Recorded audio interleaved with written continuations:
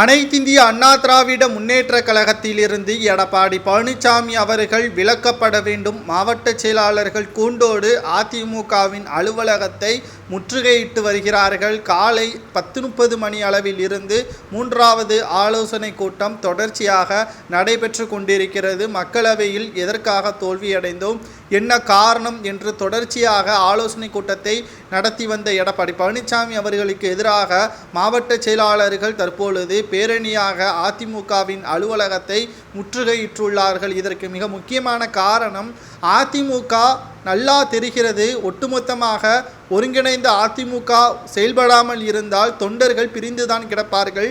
இதன் மூலமாக எப்படி அதிமுக வெற்றியடைய முடியும்? 10 நபர்கள் இருக்கக்கூடிய இடத்தில் 2 நபர்கள் வேலை செய்தால் எப்படி அந்த வேலை பூர்த்திகரமாக முடிக்கப்படும், எப்படி வெற்றியை அடைய முடியும் என்ற கேள்விகளையும் மாவட்ட செயலாளர்கள் தற்பொழுது இதன் மூலமாவது எடப்பாடி பழனிசாமி அவர்கள் புரிந்து கொள்வாரா என்பதை முயற்சி செய்து வருகிறார்கள். ஆனால் விடாப்பிடியாக செங்கோட்டையன் அவர்கள் கூறிய போது கூட சரி, மாவட்ட செயலாளர்கள் கூறிய போது கூட சரி, எடப்பாடி பழனிசாமி அவர்கள் விடாப்பிடியாக கட்சியிலிருந்து நீக்கப்பட்ட OPS, வைத்திலிங்கம், மனோஜ் பாண்டியன், டிடிவி தினகரன், சசிகலா இவர்களை தவிர யார் வேண்டுமானாலும் மன்னிப்பு கடிதம் கொடுத்தால் அதிமுகவில் இணைப்பார்கள், அதற்கு எந்த ஒரு மாற்று கருத்தும் கிடையாது என்று கூறி வருகிறார். ஆனால் இவர்களை தவிர மற்றவர்கள் இணைக்கப்பட்டாலும் அதிமுக வெற்றியடையாது. தொண்டர்கள் இவர்களுக்கு பின்னால் இருக்கிறார்கள் என்பது வெட்ட வெளிச்சத்தில் தெரிந்துவிட்டது. இனியும் எடப்பாடி மௌனம் காப்பதோ அல்லது புறக்கணிப்பதோ தோல்வியே தழுவதாகத்தான் நம்மால் பார்க்க முடியும்.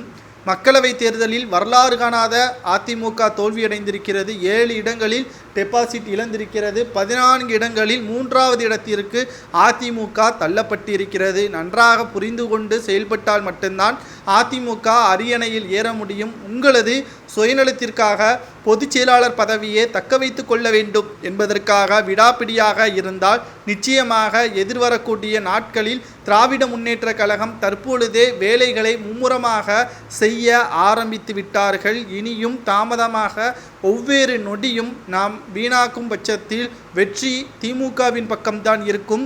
2026 சட்டமன்ற தேர்தலில் அதிமுக எதிர்க்கட்சி அந்தஸ்தை கூட இழக்க நேரிடும் என்பதை கூறிவிட்டார்கள். மீண்டும் எடப்பாடி பழனிசாமி அவர்கள் தவறு செய்து வருவதால் அவரை அதிமுகவிலிருந்து வெளியேற செய்ய வேண்டும் என்றும் மாவட்ட செயலாளர்கள் கூறுவது சரியா என்பதை கூறுங்கள்.